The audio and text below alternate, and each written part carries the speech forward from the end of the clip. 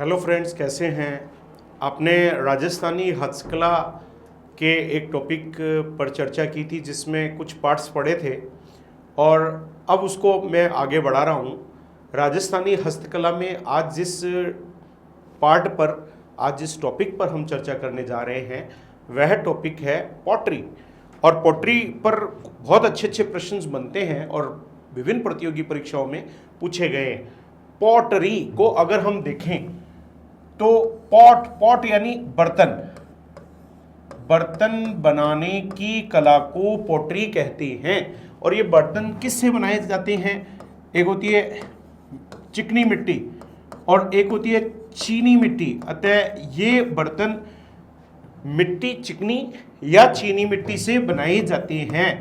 अतः बर्तन बनाने की कला को पॉटरी कहते हैं। और आज हम विभिन्न पॉटरीज पर चर्चा करने जा रहे हैं। आइए सबसे पहले जिस पॉटरी पर चर्चा करते हैं, ये जो आप चित्र देख रहे हैं इसमें आप देख रहे हैं ब्लू कलर है, नीला रंग है। अतः यह कौन सी पॉटरी है? यह ब्लू पॉटरी है। ब्लू पॉटरी हमारे राजस्थान में, ये पॉटरी हमारी नहीं है, हम बाहर से आई है। कहाँ से आई है? ब्लू पॉटरी कहाँ की देन है? यह मूलतः पर्सिया बोलिए तो ईरान। यह मूलतः पर्सिया, ईरान की देन है। और इसे राजस्थान में लेकर आए कौन?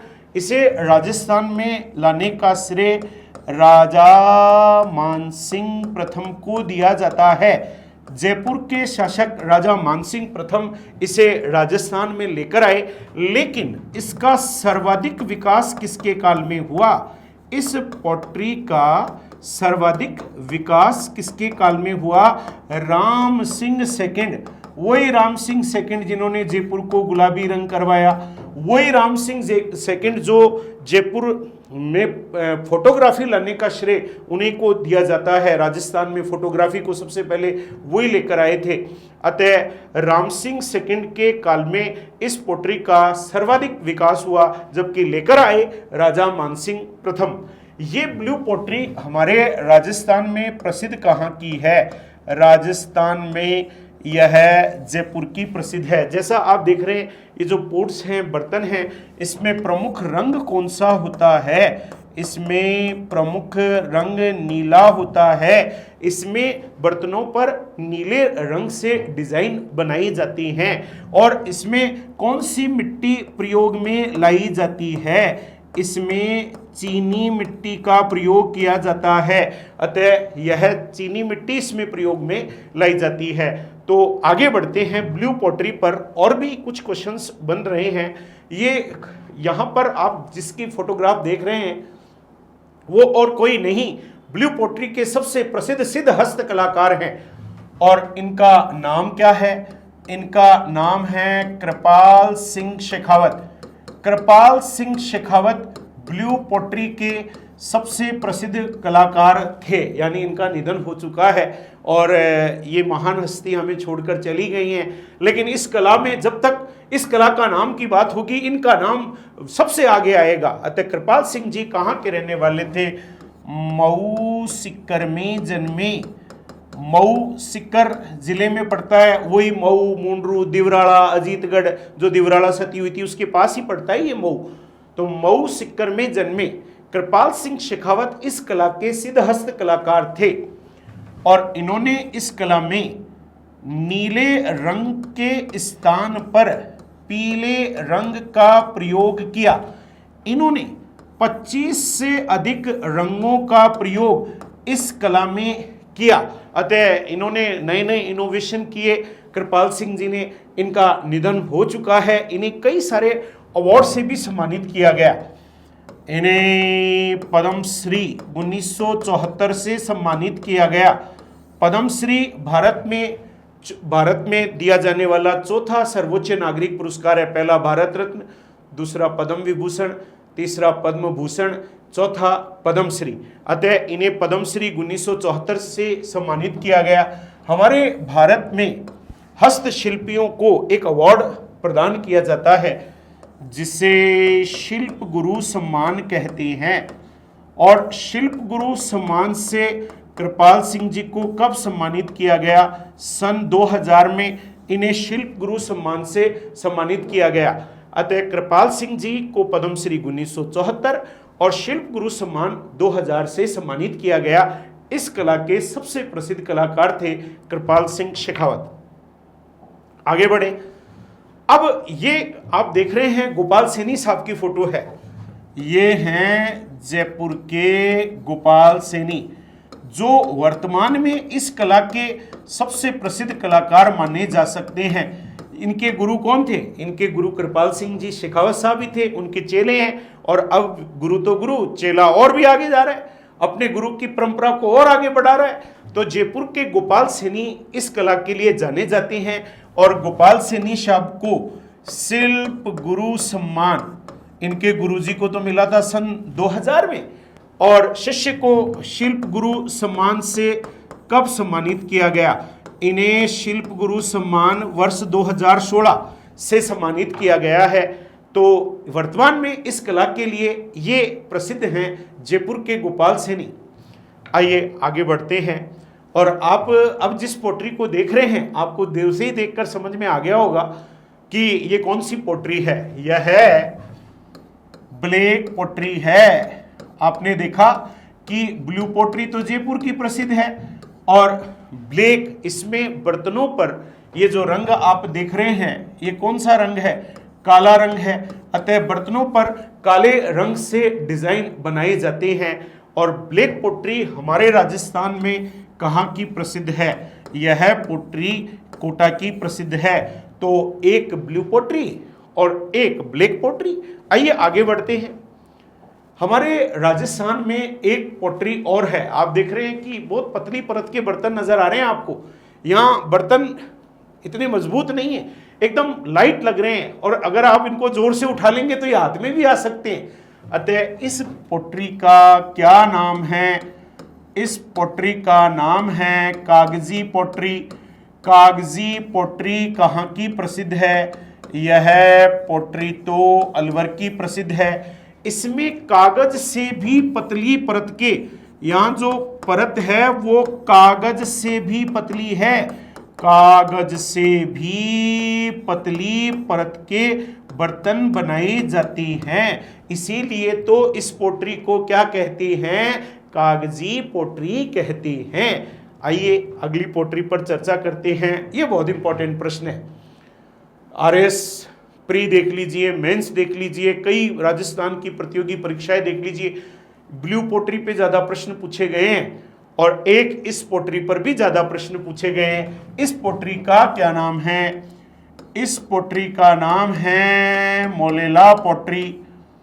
मोलेला पोट्री का एक नाम और है, इसे टेराकोटा कला भी कहते हैं। टेराकोटा कला के नाम से भी जानी जाती है। एक गांव पड़ता है जिसके नाम पर इस पोट्री का नाम पड़ा है। उस गांव का क्या नाम है? मोलेला गांव है। मोलेला गांव कहाँ पड़ता है? नाथद्वारा राजसमंद। नाथद्वारा राजसमंद के पास में ये गांव पड़ता है, जहाँ की ये पोट्री प्रसिद्ध है। इसीलिए इस पोट्री को मोलेला पोट्री कहती हैं। इसे टेराकोटा कला कहती हैं। इसमें मिट्टी के बर्तन बनाए जाते हैं। विशेषकर गणेश जी की प्रतिमाएं बनाई जाती हैं। अतः मोलेला गांव की मोलेला पोट्री बड़ी फेमस पोट्री मानी जाती है। आइए अगले व्यक्ति पर चर्चा करें, और ये मोलेला पोट्री के ही व्यक्ति हैं। यहाँ भी गणेश जी नजर आ रहे हैं हमें। और ये कौन हैं? ये मोहनलाल कुम्हार हैं। मोहनलाल कुम्हार का संबंध किस पोट्री से है? इनका संबंध मोलेला पोट्री से ही है। इस कला के सिद्ध हस्त कलाकार माने जाते हैं, और मोहनलाल जी को पद्मश्री मिल चुका है। मोहनलाल जी को पद्मश्री से कब सम्मानित किया गया? इन्हें सन 2012 में पद्मश्री अवार्ड इस कला के लिए प्रदान किया जा चुका है। अतः मोहनलाल जी इस कला के सबसे प्रसिद्ध कलाकार माने जाते हैं। आइए आगे चलें। अगली पोट्री है, एक आपने ब्लू देखी, एक आपने ब्लैक देखी, एक आपने कागजी पोट्री देखी, और एक आपने जो पोट्री देखी अभी अभी मोलेला पोट्री, और ये कौन सी पोट्री है? आपने नाम तो सुना ही होगा पोखरण का। ये पोखरण की पोट्री है, वही पोखरण जहां परमाणु विस्फोट किए गए हैं। और पोखरण कहां पड़ता है?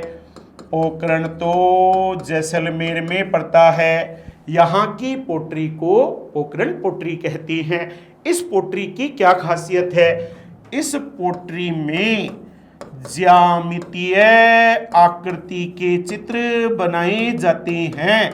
ज्यामितीय आकृति जो कि त्रिभुज, चतुर्भुज, पंचभुज, यानी इस तरीके के चित्र, वृत्त वगैरह के चित्र आप देख रहे हैं कि यहाँ पर कुछ ज्यामितीय ज्योग्राफिकल ज्योमेट्री से संबंधित चित्र बनाए जाते हैं। हाथी वगैरह के भी चित्र हैं। यहाँ देखिए एक वृत्त का चित्र आपको दिखाई दे रहा है। यहाँ इनमें भी कुछ अलग अलग हमारी जो ज्यामिति है उसके चित्रों का प्रयोग किया गया है। अतः पोखरण की पोट्री पोखरण जैसलमेर की प्रसिद्ध है, जिसमें ज्यामितीय आकृति के चित्र बनाई जाती हैं। आइए अगले पोट्री पर चर्चा करते हैं। और यहाँ आप एक पॉट देख रहे हैं, एक बर्तन देख रहे हैं। ये कौन सी पोट्री है? हमारे राजस्थान की बीकानेर की पोट्री है, जिसे बीकानेर पोट्री कहती हैं। और इस पोट्री की क्या खासियत है? इस पोट्री में लाख के टुकड़ों से डिजाइन बनाए जाते हैं। अतः ऐसी पोट्री को बीकानेर की पोट्री कहती हैं। यहाँ कुछ डिजाइन्स देखने को मिल रहे हैं। अतः विशेषकर लाख के टुकड़ों से डिजाइन बनाए जाते हैं, उसे पोखरण की पोट्री कहा जाता है। आइए एक बार रिवीजन कर लेते हैं जो आज आपने इस टॉपिक में पढ़ा है। बड़ा इंपॉर्टेंट एक टॉपिक आपने चर्चा कर लिया है, और वो इस प्रकार था। आज आपने पढ़ा पोट्री, बर्तन बनाने की कला को पोट्री कहती हैं। इसमें मिट्टी और चीनी मिट्टी से बर्तन बनाए जाते हैं। मिट्टी से तात्पर्य यहाँ पर चिकनी मिट्टी से है। फिर आपने पढ़ा ब्लू पोट्री, जो कि हमारे पर्शिया ईरान से आई है। राजा मानसिंह प्रथम जिसे लेकर आए, जो राजस्थान में जयपुर की प्रसिद्ध है, जिसमें रंग नीला होता है, बर्तनों पर नीले रंग से डिजाइन बनाए जाते हैं, जिसका सर्वाधिक विकास राम सिंह सेकंड के काल में हुआ था, जिसमें चीनी मिट्टी का प्रयोग किया जाता है। ऐसी पोट्री को ब्लू पोट्री कहती हैं। उसके बाद में आपने चर्चा किया ब्लू पोट्री के लिए एक बहुत प्रसिद्ध कलाकार जिनका नाम कृपाल सिंह शेखावत, जो मऊ सीकर में जन्मे, जो कि नीले रंग के स्थान पर जिन्होंने पीले रंगों का प्रयोग इस कला में किया, जिन्होंने 25 से अधिक रंगों का प्रयोग इस कला में किया, जिन्हें पद्मश्री 1974 से सम्मानित किया गया, तो जिन्हें शिल्प गुरु सम्मान सन 2000 से सम्मानित किया गया, जो कि हस्तशिल्पियों को प्रदान किया जाता है। ब्लू पोट्री के लिए ही जाने जाती हैं जयपुर के गोपाल सैनी, जो वर्तमान में इस कला के सबसे प्रसिद्ध कलाकार हैं, जो कृपाल सिंह जी के चेले रहे, जिन्हें शिल्प गुरु सम्मान 2016 से इस कला के लिए सम्मानित किया गया। उसके बाद में आपने देखा कि ब्लैक पोट्री, जिसमें बर्तनों पर काले रंग से डिजाइन बनाई जाती हैं और जो कोटा की प्रसिद्ध है। उसके बाद में आपने चर्चा की कागजी पोट्री, जो अलवर की प्रसिद्ध है, जिसमें बहुत ही पतली परत के, कागज से भी पतली परत के बर्तन बनाए जाते हैं। ऐसी पोट्री को कागजी पोट्री कहते हैं। उसके बाद में बड़ी इंपॉर्टेंट क्वेश्चन पढ़ी आपने, मोलेला पोट्री, जो मोलेला गांव नाथद्वारा राजसमंद की प्रसिद्ध है, जिसे टेराकोटा कला भी कहती हैं, जिसमें मिट्टी के बर्तन, खिलौने व विशेषकर गणेश जी की प्रतिमाएं बनाई जाती हैं। आपने उसके बारे में चर्चा की। उसके बाद में आपने मोलेला पोट्री के एक सिद्धहस्त कलाकार पे चर्चा की, जिनका नाम मोहनलाल कुम्हार साहब हैं, जो कि मोलेला गांव के ही रहने वाले हैं, जिन्हें इस कला के लिए पद्मश्री 2012 से सम्मानित किया जा चुका है। उसके बाद में आपने पोखरण की पोट्री पर चर्चा की, जो पोखरण जैसलमेर की प्रसिद्ध है, जिसमें ज्यामितीय आकृति के चित्र विशेष रूप से बनाए जाते हैं। फिर आपने सबसे लास्ट में बीकानेर की पोट्री पर चर्चा की, जिसमें लाख के टुकड़ों से बर्तनों पर डिजाइन बनाए जाते हैं। ऐसी पोट्री को बीकानेर की पोट्री कहते हैं। अतः आज आपने हस्तकला में पोट्री को देखा है, और मेरे को नहीं लगता कि अब आपका क्वेश्चन गलती होगा। एक बार देख लिया, सुन लिया, समझ लिया, क्योंकि देखी हुई चीज साथियों लंबे समय तक याद रहती है। अतः हमने कोशिश की है कि आपके लिए गुणवत्तापूर्ण हम डिजिटल बोर्ड पर चित्रों के साथ आपके लिए टॉपिक लाएं, जिससे आप बहुत अच्छी तरीके से उन्हें समझ सकें। बहुत से विद्यार्थी मुझे कहते हैं बहुत लंबे लंबे वीडियो बनाओ, एक घंटे के वीडियो बनाओ। मेरी एक अपनी सोच है कि मैं जहाँ तक सोचता हूँ कि 10 से 15 मिनट भी अगर मनन, चिंतन और पूर्ण मैटर के साथ पढ़ाया जाए तो 15 मिनट भी बहुत हैं, और नहीं तो यार 1 घंटे में भी अगर टाइम पास करके पढ़ाया जाए तो कोई मतलब नहीं है। बहुत लंबे लंबे अलग अलग राय हो सकती हैं यूट्यूब बनाने वालों की, लेकिन मेरी राय है छोटे अच्छे गुणवत्तापूर्ण वीडियो विद्यार्थी आसानी से देख सकता है, जबकि लंबे लंबे बड़े बड़े वीडियो बोर हो जाएगा। और बोर हो जाएगा तो मतलब नहीं है। क्लासों के अंदर 1-1 घंटे तक टीचर पढ़ाते हैं, बच्चे मज़ा पूरा 15-20 मिनट का ही आता है, बाकी बैठे रहते हैं। लिखने का भी रहता है, यहाँ लिखने का नहीं रहता है। इसलिए जो भी मिल रहे हैं वो सब अच्छे हैं।